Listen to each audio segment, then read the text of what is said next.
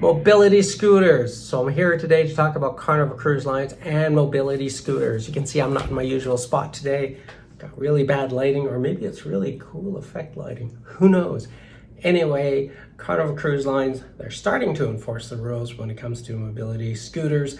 They're still going to allow them, but let's talk about the general rules. My name is Stuart. This is Ship to Shore Cruise News. Let's get into it. So many people out there need a mobility scooter just to get around to do their day-to-day activities.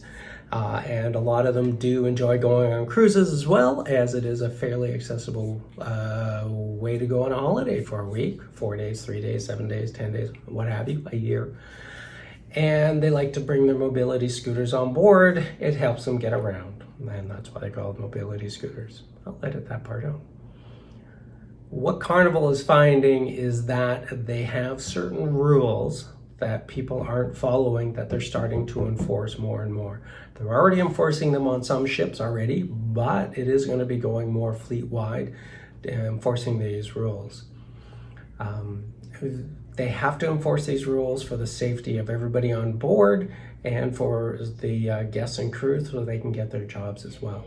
So some basic rules when it comes to mobility scooters is that it must fit in your cabin.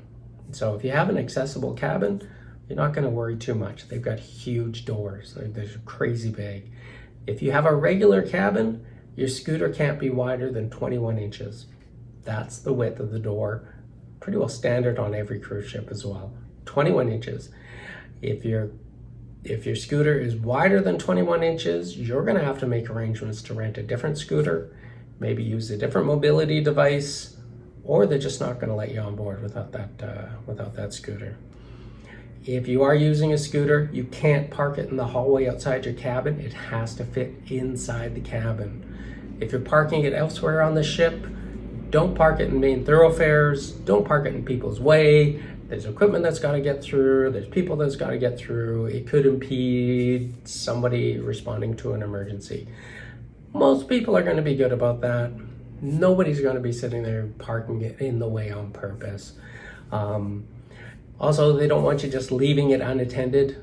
Now, they'll use their common sense. I mean, if you're just grabbing something to eat maybe, or you got out of it to lay down on a sunbed, or you're using the pool, that's going to be fine. They just don't want it unattended for a long period of time.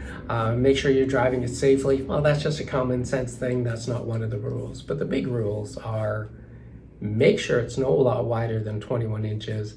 It has to be parked in your cabin whenever you go back to your cabin. You can't leave it in the hallways, and don't park it in the way of everybody else. Straightforward.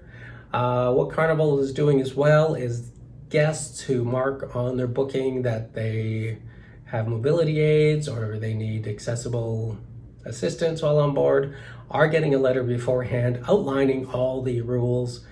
And these rules are on the website as well, but Carnival is making sure people are aware ahead of time.